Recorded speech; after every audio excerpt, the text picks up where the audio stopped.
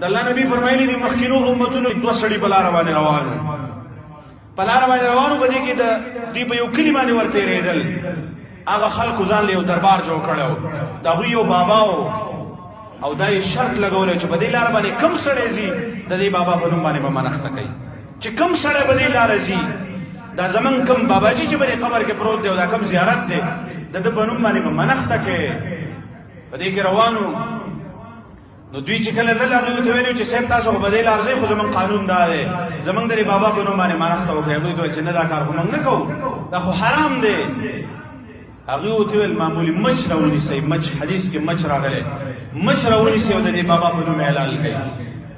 خو څه به ورکوئ ګورئ هغې که یې ویل چې زما مچ خو معمولي شی دی مچ یې راونیو د بابا په نوم باندې سر دې کټ کړ هغه بل ورته ویل مچ نه مړ مې کوي خو د غیر الله په نوم باندې منښتې نه کومه هغې په هغه ځای کې شهید کړ هغې شهید کړو او هغه بل سړی چې د غیر الله په نوم باندې مچ څه څیز دی دا یې ورکړی او د هغې د وجې نه الله رب العالمین اور ته داخل کړه هغه انسان دا زما عزتمندو د الله حق دی منښتې او نذرانې د الله حق دی تعظیم تمه ساتل دا د الله حق دی علم الغیب دا د الله صفت دی عالم الغیب دا یو د الله رب العالمین ذات دی د بل چا لپاره د غیب او صفات ثابتول چې پلانې په غیبو باندې پوهېږي ولو که پیغمبر ولې نه وي ملایک ولې نه وي زما عزتمندو دا صفت د رب العالمین دی د الله سره په دې کې شریکان نه جوړوي او دا په دې زمانه کې ډېر زیات عام شوی دی شرک مسلمانان زما عزتمندو مؤمنان هم منځ کوي هم کلمه وایي هم سجده لګوي الله رب العالمین ته او هم غیر الله ته سجدې لګوي هم غیر الله ته سجدې لګوي تکلیف چې کله راشي سخت چې کله راشي بیا لوی ځوان ته چغې وایي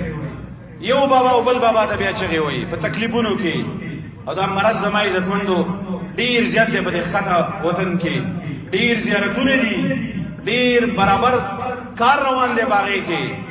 خلک راځي او هغه ځای کې خپل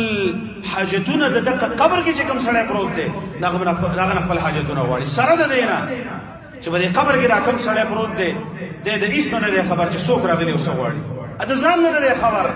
قرآن داسې فرمایلی دي اموات غیر احیا الله فرمایي دا مړه دي مړه غیر احیا ژوندي نه دي وما یشعرون ایان یبعثون دته خو دا پته نشته چې زه به کله پورته کېږم دا پته دته نشته دی چې زه به کله پورته کېږم دوباره او ته راغلی د هغه نه زامن غواړي څوک دې بل څه غواړي څوک دې بل څه غواړي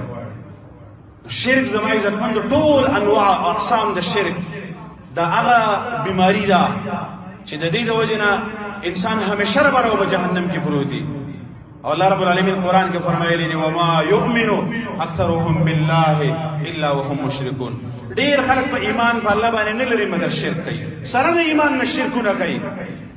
سره د ایمان نه په دې ملک کې هندوان پاتې شوي دي زما عزتمندو د هغې د وجې نه په دې خلکو باندې هغه اثر دی د مزارونو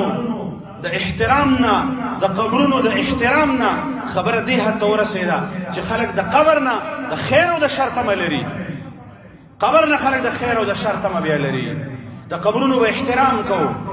قبرونو چې کومه اسلامي طریقه ده په هغه طریقه باندې به مقبرې ته ځي د هغوی دپاره به دعا کوې او زما عزتمندو په قبرونو باندې میلې کول په قبرونو باندې عرسونه کول په قبرونو باندې دا د چرسون واړې جوړول دا ټوله ګمراهي ده زما عزتمندو دا ټوله ګمراهي ده دا تباهي ده زما عزتمندو د دې د وجې نه دا امت تباه شو